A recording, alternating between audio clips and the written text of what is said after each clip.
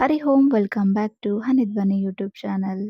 ತುಂಬ ಬ್ಯುಸಿಯಾಗಿ ಹರಿಬರಿನಲ್ಲಿ ಶುರುವಾದಂಥ ನನ್ನ ಡೇ ಎಲ್ಲ ನಮ್ಮ ಹಸ್ಬೆಂಡ್ ಮತ್ತು ನನ್ನ ಮಗಳು ಆದಮೇಲೆ ತುಂಬ ಕಾಮಾಗಿ ಪೀಸ್ಫುಲ್ಲಾಗಿ ನನ್ನ ರುಟೀನ್ಸ್ ಅಥವಾ ಡೇ ಕಂಟಿನ್ಯೂ ಆಗ್ತಾ ಇದೆ.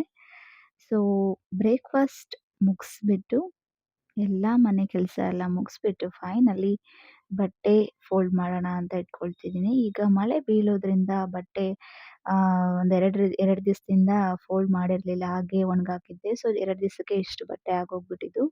ಸೊ ಬಟ್ಟೆ ಎಲ್ಲ ನೀಟಾಗಿ ಫೋಲ್ಡ್ ಮಾಡಿಕೊಂಡು ಆಮೇಲೆ ಅಮ್ಮ ಊರಿಂದ ನನ್ನ ತಂಗಿಯವರು ಊರಿಗೆ ಹೋಗಿದ್ರು ನಮ್ಮೂರಿಗೆ. ಸೊ ಅಮ್ಮ ಊರಿಂದ ಸೊಪ್ಪು ಕೊಟ್ಟು ಕಳಿಸಿದ್ರು. ಸೊಪ್ಪು ಬಿಡ್ಸೋಣ ಅಂತ ಹೇಳ್ಬಿಟ್ಟು ಪ್ರಿಪೇರ್ ಮಾಡ್ಕೊಳ್ತಾ ಇದ್ದೀನಿ. ಸೊಪ್ಪು ಊರಲ್ಲಿ ಹೊಲದಲ್ಲಿ ಬೆಳೆದಿರೋದು ನ್ಯಾಚುರಲ್ ಹೆಲ್ದಿ ಆಗಿರುವಂಥ ಸೊಪ್ಪು. ಹಾಗೆ ಸಬ್ಬಕ್ಸಿ ಸೊಪ್ಪು ಕೂಡ ನಮ್ಮೂರಲ್ಲೇ ನಮ್ಮ ತೋಟದಲ್ಲಿ ನಮ್ಮಮ್ಮ ಹಾಕಿದ್ದಾರೆ. ಸೊ ಸೊಪ್ಪೆಲ್ಲ ಬೈ ಮಾಡೋದಿಲ್ಲ. ಕೊತ್ತಂಬರಿ ಸೊಪ್ಪು, ಸಬ್ಬಕ್ಸಿ ಸೊಪ್ಪು ಮತ್ತು ನಾವು ಹೊಲದಲ್ಲೇ ನ್ಯಾಚುರಲ್ ಆಗಿ ಬೆಳೆಯುವಂಥ ಅನ್ನೆ ಸೊಪ್ಪು ಅಂತೆಲ್ಲ ಹೇಳ್ತಾರೆ. ಸೊ ಈ ಥರ ಎಲ್ಲ ಬೆರಕೆ ಎಲ್ಲ ಸೊಪ್ಪನ್ನು ಮಿಕ್ಸ್ ಮಾಡಿಕೊಂಡು ಸಾಂಬಾರು ಮಾಡಿದ್ರೆ ತುಂಬ ಟೇಸ್ಟಿಯಾಗಿರುತ್ತೆ. ಈಗ ಮಳೆಗಾಲ ಶುರುವಾಗಿರೋದ್ರಿಂದ ನ್ಯಾಚುರಲ್ ಆಗಿ ಸಿಗುವಂಥ ಸೊಪ್ಪನ್ನೇ ಯೂಸ್ ಮಾಡೋದು. ಹಾಗಾಗಿ ಸೊಪ್ಪನ್ನು ಬಿಡಿಸ್ಕೊಳ್ಳೋದಕ್ಕೆ ತುಂಬ ಟೈಮ್ ತೊಗೊಳ್ತು. 1 ½ ಅವರ್ ತೊಗೊಂಡಿದ್ದೀನಿ ಟೈಮು. ಸ್ವಲ್ಪ ಜಾಸ್ತಿನೇ ಕೊಟ್ಟು ಕಳಿಸಿದ್ರು ಅಮ್ಮ. ಒಂದು 2, 3 ಸರಿ ಮಾಡೋದಕ್ಕಾಗುತ್ತೆ ಅಂತ ಹೇಳ್ಬಿಟ್ಟು. ಸೊ ಸಿಕ್ಕಾಪಟ್ಟೆ ಮಣ್ಣಿತ್ತು. ಯಾಕಂದರೆ ಮಳೆಗಾಲದಲ್ಲಿ ಮಣ್ಣು ಜಾಸ್ತಿ ಇರೋದ್ರಿಂದ ಚೆನ್ನಾಗಿ ನೀಟಾಗಿ ಸೋಸಿದಾದ್ಮೇಲೆ ಚೆನ್ನಾಗಿ ಕೊಡ್ಬಿಟ್ಟು ಮಣ್ಣೆಲ್ಲ ಕ್ಲೀನ್ ಮಾಡಿಕೊಂಡು ಎತ್ತಿಟ್ಕೊಂಡು ಆಮೇಲೆ ನಾನು ಕಿಚನ್‌ಗೆ ಎಂಟರ್ ಆಗ್ತಾ ಇದ್ದೀನಿ. ಈಗ ಧ್ವನಿಗೆ ಬಿಸ್ಕೆಟ್ಸ್ ಮಾಡೋಣ ಅಂತ ಕುಕ್ಕೀಸ್ ಅಂದರೆ ಚಾಕ್ಲೇಟ್ ಕುಕ್ಕೀಸ್ ಮಾಡೋಣ ಅಂತ ಅಂದ್ಕೊಂಡಿದ್ದೀನಿ. ಸೊ ಸ್ಟಾರ್ಟಿಂಗಲ್ಲಿ ಇವಾಗ ನಾನು ಅರ್ಧ ಬೌಲಷ್ಟು ತುಪ್ಪನ ಕರಗಿಸ್ಕೊಂಡು ಹಾಕ್ಕೊಂಡಿದ್ದೀನಿ. ಹಾಗೆ ಬೆಲ್ಲ ಹಾಕ್ಕೊಂಡಿದ್ದೀನಿ. ಬೆಲ್ಲದ ಪೌಡರ್ ಬೇಕಿತ್ತು. ಬೆಲ್ಲ ಪೌಡರನ್ನು ಮಾಡ್ಕೊಳ್ಳೋ ಅಷ್ಟರಲ್ಲಿ ಅದು ಮಿಕ್ಸಿಗೆ ಮಾಡಿಕೊಂಡ್ರೆ ಈ ಥರ ಮೆತ್ತಗಾಗೋಗ್ಬಿಡ್ತು ಪುಡಿ ಮಾಡ್ಕೊಳಕ್ಕೆ ಹೋಗಿ. ಸೊ ಇವಾಗ ನಾನು ಗೀನಲ್ಲಿ ಅಂದರೆ ತುಪ್ಪದಲ್ಲಿ ನೀಟಾಗಿ ಚೆನ್ನಾಗಿ ಅದನ್ನ ಮಿಕ್ಸ್ ಮಾಡ್ಕೊಳ್ತಾ ಇದ್ದೀನಿ. ನೆಕ್ಸ್ಟ್ ಒಂದು ಬೌಲಷ್ಟು ಗೋಧಿ ಹಿಟ್ಟು ಹಾಕ್ಕೊಂಡಿದ್ದೀನಿ. ಒಂದು 4 ಟೀ ಸ್ಪೂನಷ್ಟು ಕೋಕೋ ಪೌಡರ್, ಹಾಗೆ ಒಂದು 2 ಟೀ ಸ್ಪೂನಷ್ಟು ಕಾರ್ನ್ ಫ್ಲೋರ್, ಹಾಗೆ ಅರ್ಧ ಸ್ಪೂನಷ್ಟು ಬೇಕಿಂಗ್ ಸೋಡಾ ಆ್ಯಂಡ್ ಬೇಕಿಂಗ್ ಪೌಡರನ್ನು ಆ್ಯಡ್ ಮಾಡಿಕೊಂಡು ಸ್ವಲ್ಪ ಮಿಲ್ಕ್ ಹಾಕ್ಕೊಂಡು ಮಿಕ್ಸ್ ಮಾಡ್ಕೊಳ್ತಾ ಇದ್ದೀನಿ. ಮಿಲ್ಕು ಅಂದರೆ ಇದು ಡಫ್ ಬರುತ್ತಲ್ವಾ, ನೀವು ಚಪಾತಿಗೆಲ್ಲ ಪೂರಿಗೆಲ್ಲ ಯಾವ ಥರ ಹಿಟ್ಟು ಕಲಿಸ್ತೀರಾ ಆ ಥರ ಡಫ್ ರೆಡಿ ಮಾಡ್ಕೋಬೇಕು. ಅದಕ್ಕೋಸ್ಕರ ನಾನು ಸ್ವಲ್ಪ ಎಷ್ಟು ಬೇಕೋ ಹಾಲು ಹಾಕ್ಕೊಂಡು ಮಿಕ್ಸ್ ಮಾಡಿಕೊಂಡು ಪರ್ಫೆಕ್ಟ್ ಡಫ್ ರೆಡಿ ಮಾಡ್ಕೊಂಡಿದ್ದೀನಿ. ಚಾಕ್ಲೇಟ್ ಕುಕೀಸ್ ಮಾಡೋದಕ್ಕೆ ಪರ್ಫೆಕ್ಟಾಗಿ ಡಫ್ ರೆಡಿಯಾಗಿದೆ. ಇದನ್ನು ಕರೆಕ್ಟಾಗಿ ಸ್ಕೂಪ್ ಮಾಡೋದಕ್ಕೆ ಬರೋದಿಲ್ಲ. ಅದಕ್ಕೋಸ್ಕರ ಒಂದು 30 ಮಿನಿಟ್ಸ್ ರೆಫ್ರಿಜರೇಟರಲ್ಲಿ ಫ್ರೀಸ್ ಮಾಡ್ಕೊಳ್ತಾ ಇದ್ದೀನಿ. ಸೊ ಈಗ ಆ 30 ಮಿನಿಟ್ಸಲ್ಲಿ ನಾನು ರೀಡಿಂಗನ್ನು ಸ್ಕಿಪ್ ಮಾಡಬಾರ್ದಲ್ವಾ, ಅದಕ್ಕೋಸ್ಕರ ರೀಡಿಂಗ್ ಟೈಮ್ ಕೂಡ ಹಾಫ್ ಆನ್ ಅವರ್ ಮುಗಿಸ್ಕೊಂಡೆ.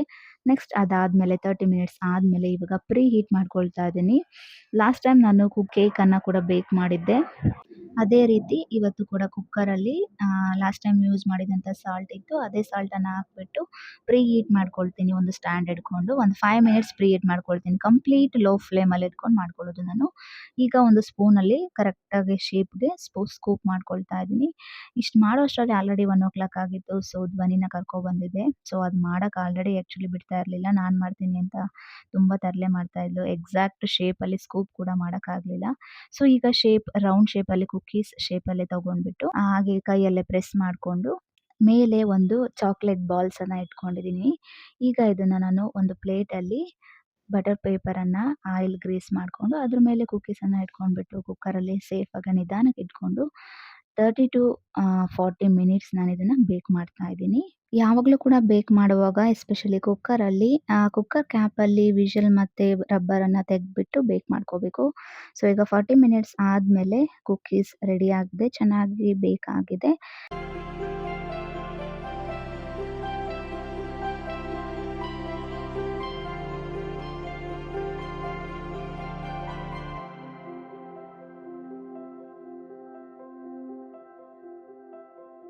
ಸುಡ್ತೈತಿ, ತಿನ್ನಕ್ಕಾಗಲ್ಲ, ವೆಯ್ಟ್ ಮಾಡ್ರಿ ತಣ್ಣಗಾಗ್ಲಿ. ಓಕೆ. ಆ್ಯಕ್ಚುಲಿ ಧ್ವನಿಗೆ ವೆಯ್ಟ್ ಮಾಡೋಕ್ಕಾಗ್ತಾ ಇಲ್ಲ. ಸೊ ಟೇಸ್ಟ್ ಮಾಡಬೇಕಂತ ತುಂಬ ಕ್ಯೂರಿಯಾಸಿಟಿಯಿಂದ ವೆಯ್ಟ್ ಮಾಡ್ತಾ ಇದ್ರು. ಸೊ ಫೈನಲಿ ಅವ್ರಿಗೆ ಕೊಟ್ಟೆ.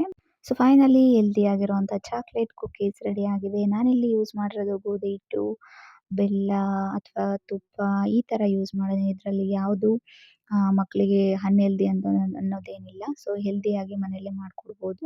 ಸೊ ಎಷ್ಟು ಕ್ರಿಸ್ಪಿಯಾಗಿ ಬಂದಿದೆ ಅಂತ ನೀವು ನೋಡ್ಬೋದು. ತುಂಬ ಚೆನ್ನಾಗಿದೆ. ಹಾಗೆ ಚೆನ್ನಾಗಿ ಬೇಕ್ ಕೂಡ ಆಗಿದೆ ಮಿಡಲಲ್ಲಿ ನೋಡ್ಬೋದು.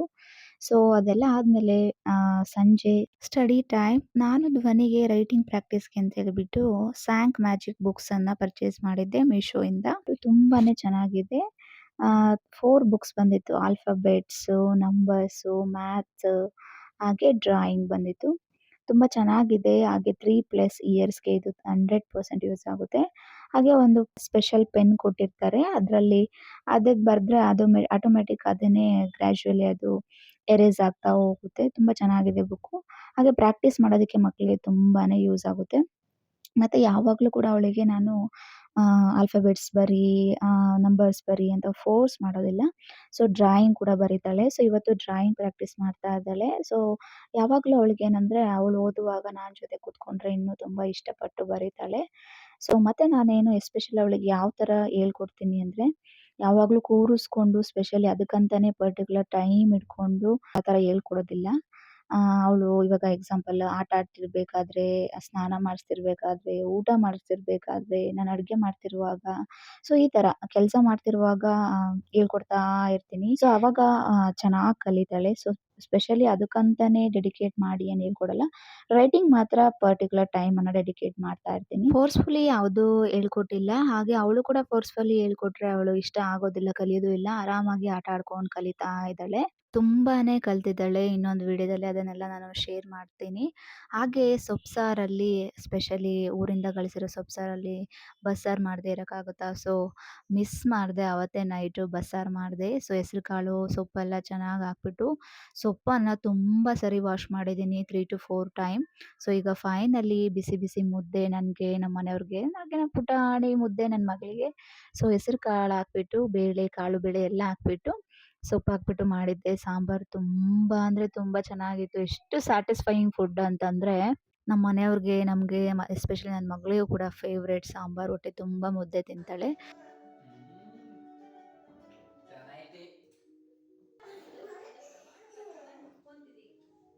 ಪ್ರತಿದಿನದ ನಮ್ಮ ಪ್ರೀಶಿಯಸ್ ಮೂಮೆಂಟ್ ಅಂದರೆ ಎಲ್ಲರೂ ಒಟ್ಟಿಗೆ ಕೂತು ಆರಾಮಾಗಿ ಮಾತಾಡಿಕೊಂಡು ನಿಧಾನಕ್ಕೆ ಊಟ ಮಾಡೋದು. ಒಟ್ಟಿಗೆ ಕೂತು ಎಲ್ಲರೂ ಆರಾಮಾಗಿ ನಿಧಾನಕ್ಕೆ ಊಟ ಮಾಡಿಕೊಂಡು ಹಾಗೆ ವೀಳ್ಯದೆಲೆ ಕೂಡ ಹಾಕ್ಕೊಂಡ್ವಿ. ಅದನ್ನು ವೀಡಿಯೋ ಮಾಡ್ಕೊಂಡಿಲ್ಲ, ಸ್ಕಿಪ್ ಮಾಡ್ಕೊಂಡಿದ್ದೀನಿ. ಸೊ ಹಾಗೆ ನೆಕ್ಸ್ಟ್ ಡೇ ನಮ್ಮ ಧ್ವನಿ ಅವಳ ಕಸಿನ್ ಸಿಸ್ಟರ್ ರಿಷಿತಾ ಬಂದಿದ್ದರು. ಅವ್ರ ಜೊತೆ ಆಟ ಆಡ್ತಾ ಇದ್ದಾರೆ. ಅವ್ರಿಗೆ ಸೈಕ್ಲಿಂಗ್ ಹೇಳ್ಕೊಡ್ತೀನಿ ಅಂತ ಹೇಳ್ಬಿಟ್ಟು ಸೈಕ್ಲಿಂಗ್ ಹೇಳ್ಕೊಡ್ತಾ ಇದ್ದಾರೆ. ಎಷ್ಟು ಕೋಆರ್ಡಿನೇಷನಲ್ಲಿ ಚೆನ್ನಾಗಿ ಆಟ ಆಡ್ತಾರೆ ಸಮ್‌ಟೈಮ್ಸ್ ಅಂದರೆ ತುಂಬಾನೇ ಲವ್ ಅಂತ ಅಂದ್ಕೋಬೇಕು ಇಬ್ರ ನಡುವೆ. ಆ ಥರ ಕೇರಿಂಗು, ಹೆಲ್ಪಿಂಗು ಎಲ್ಲ ಇರುತ್ತೆ. ಬಟ್ ಸಮ್‌ಟೈಮ್ಸ್ ಆದ್ಮೇಲೆ ಎಷ್ಟು ಕಿತ್ತಾಡ್ತಾರೆ ಅಂದರೆ ಸಿಕ್ಕಾಪಟ್ಟೆ ಜಗಳ ಆಡ್ತಾರೆ. ಹಾಗೆ ಇವತ್ತು ಮಧ್ಯಾಹ್ನಕ್ಕೆ ಊಟಕ್ಕೆ ರೆಡ್ ರೈಸಿಂದ ಅನ್ನ ಮಾಡ್ತಾ ಇದ್ದೀನಿ. ಸೊ ಇಲ್ಲಿ ನಾನು 2 ಟೀ ಗ್ಲಾಸಲ್ಲಿ ರೆಡ್ ರೈಸನ್ನ ತೊಗೊಂಡ್ಬಿಟ್ಟು ನೀಟಾಗಿ 2 ಸರಿ ವಾಶ್ ಮಾಡ್ತೀನಿ. ಜಾಸ್ತಿ ವಾಶ್ ಮಾಡಲ್ಲ, ತಿಕ್ಕಿ ತಿಕ್ಕಿ.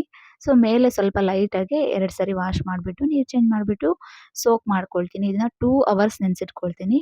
ಅದಾದ್ಮೇಲೆ ನೆಕ್ಸ್ಟ್ ಅದನ್ನು ಕುಕ್ಕರ್‌ಗೆ ಆ್ಯಡ್ ಮಾಡಿಕೊಂಡು 1/4 ಕಪ್ಪಷ್ಟು ದೊಡ್ಡ ಲೋಟದಲ್ಲಿ ನೀರನ್ನು ಆ್ಯಡ್ ಮಾಡಿಕೊಂಡು ಕಂಪ್ಲೀಟ್ ಲೋ ಫ್ಲೇಮಲ್ಲಿ ಇಟ್ಕೊಂಡು ನಾನು 7-8 ವಿಷಲ್ಸ್ ತಗೊಳ್ತೀನಿ.